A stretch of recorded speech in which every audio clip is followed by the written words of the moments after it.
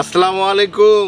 ওয়ালাইকুম আসসালাম। দাদু, আপনি আমাকে ফোন করেছেন, আমি তো সেই খুশি।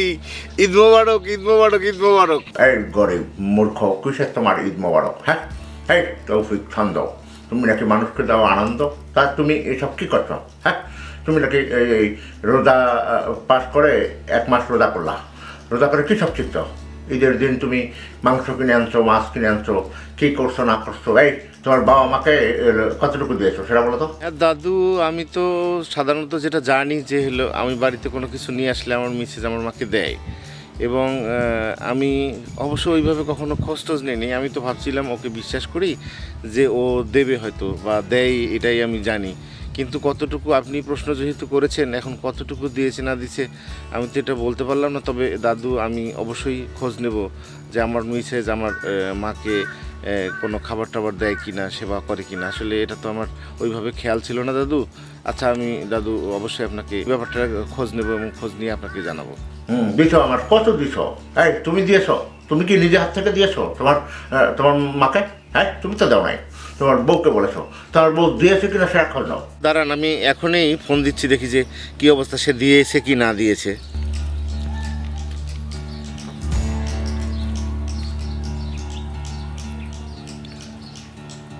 হ্যাঁ, আমি কই আছি সেটা শোনার দরকার নাই তোমাকে।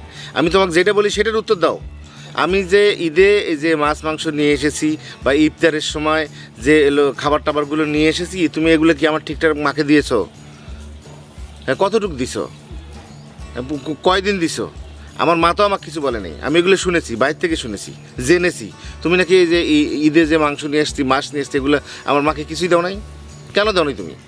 হ্যাঁ, আমি এতগুলো মাংস নিয়ে আসলাম, আমরা 3-4 জন মানুষ। এগুলো কোথায় তুমি এগুলো পাঠাইলা? আমি এগুলো পাইলাম, আমার মা পাইলো না কেন? এই, তোমার কি সংসার করার ইচ্ছা আছে? হ্যাঁ, সংসার করার ইচ্ছা আছে? এভাবে করলে কিন্তু কিছু হবে না।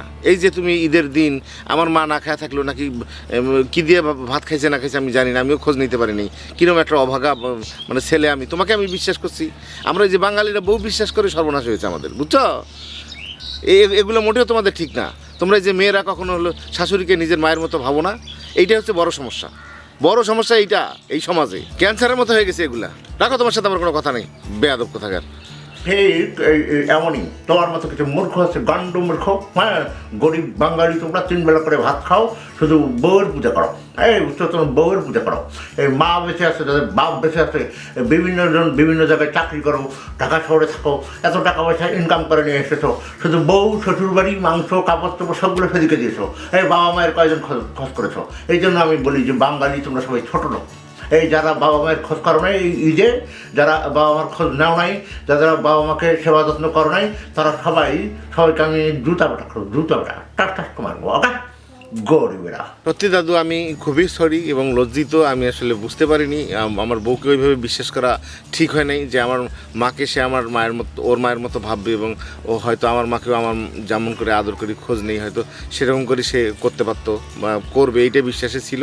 কিন্তু আমরা বাঙালি অনেক ছেলেই আছি যারা এরকম ভুলটা করি। সত্যি দাদু, আপনি আমাকে ক্ষমা করে দেবেন।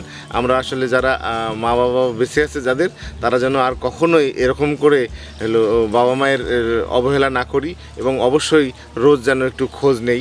তাহলেই আসলে বাবা মা ভালো থাকলে আমরা ভালো থাকবো। দাদু, আমাকে ক্ষমা করে দেবেন। সরি দাদু।